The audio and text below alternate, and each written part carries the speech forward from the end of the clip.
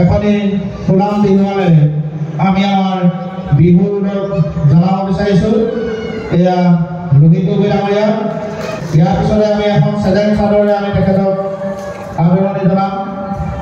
আমাৰ মীনালী দত্ত আছে,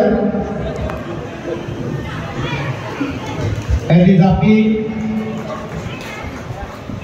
জাপিৰ প্ৰদান কৰিব দিব্যজ্যোতি বৰুৱা, আমাৰ সমন্বয়ক। আৰু এখনে সম্বৰ্ধনা পত্ৰ আমি প্ৰদান কৰিম। সম্বৰ্ধনা পত্ৰখন প্ৰদান কৰাৰ পূৰ্বে আমি বিক্ৰমাদিত্য কাকতিক সম্বৰ্ধনা পত্ৰখন পাঠ কৰি দিবৰ কাৰণে অনুৰোধ জনাইছোঁ। বহাগৰ এদিন 2025 বিহুতলী 21 বহাগ 1947 চন 5 মে 2025 চন। জাতীয়তাবাদী চেতনা সমৃদ্ধ গায়ক গীতিকাৰ সুৰকাৰ শ্ৰীযুত লুহিত গগৈদেৱলৈ জনকণ্ঠ সন্মান।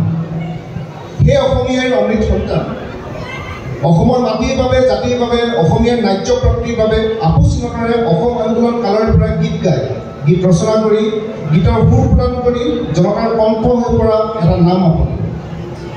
1991 চনত আপোনাৰ প্ৰথমটো গীতৰ কেছেট নৱাগতৰ মুক্তিৰ পাছতে অসমত সৃষ্টি হয় তীব্ৰ আলোড়নৰ।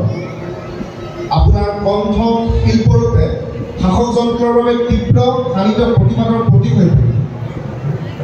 ৰাষ্ট্ৰযন্ত্ৰই আপোনাৰ সৃষ্টি নৱাগতৰ প্ৰসাৰত প্ৰতিবন্ধকতাৰ সৃষ্টি কৰিলেও নৱাগতৰ আলোড়নত জনতাৰ হৃদয় হৈ পৰিছিল তীব্ৰ আৱেগময়। 1967 চনত দেখা পাই কেনিয়া গাঁৱত জন্মগ্ৰহণ কৰা সেই অসমীয়াৰ সুযোগ্য সন্তান অসমৰ মাটিৰ গুণ যেন ভাঙি আহে আপোনাৰ গীতত।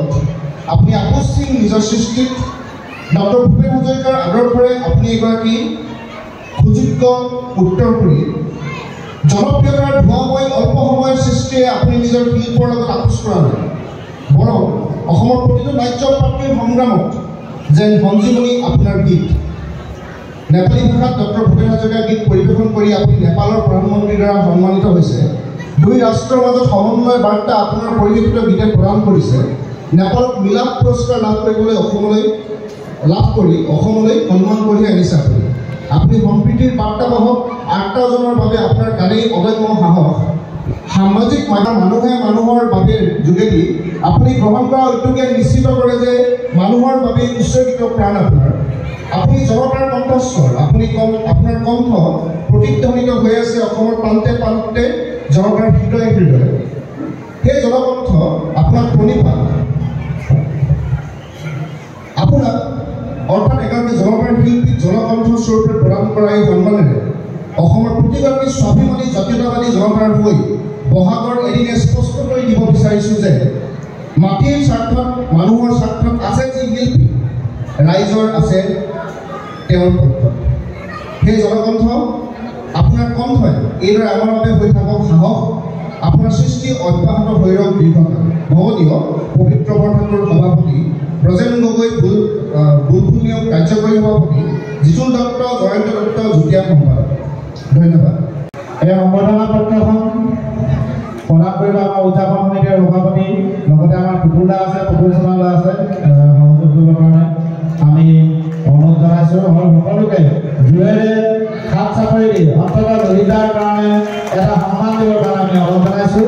এয়া হৈছে পথাৰ শিল্পী লুহিত গগৈ, যাক বহাগৰ এদিনা আজি জনকণ্ঠ বঁটা প্ৰদান কৰিছে। তেখেতলৈ আমি সামান্যভাৱে আৰ্থিক বৰঙণি আগবঢ়াইছোঁ। 25,000 টকাৰ এখন চেক আৰু এটি স্মাৰক, যিটো আমি জনকণ্ঠ বঁটা হিচাপে আমি তেখেতলৈ আগবঢ়াম।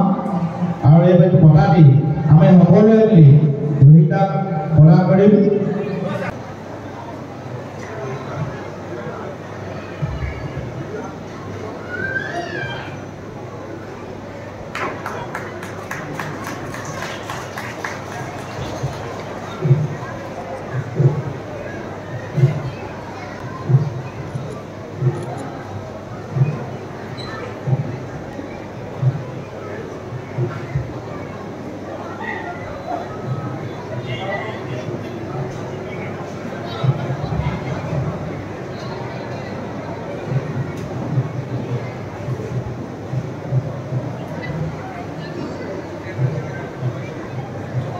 লুহিতাক আমি এখন চেক আমি দিব বিচাৰিছোঁ 25,000 টকাৰ আৰ্থিক বৰঙণি।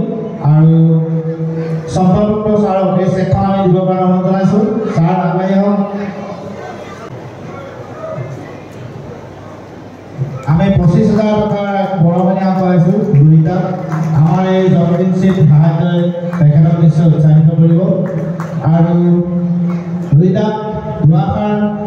শুভেচ্ছামূলক বক্তব্য আৰু দুটি গীতৰ বুলি ৰাইজৰ বাবে আওৰাই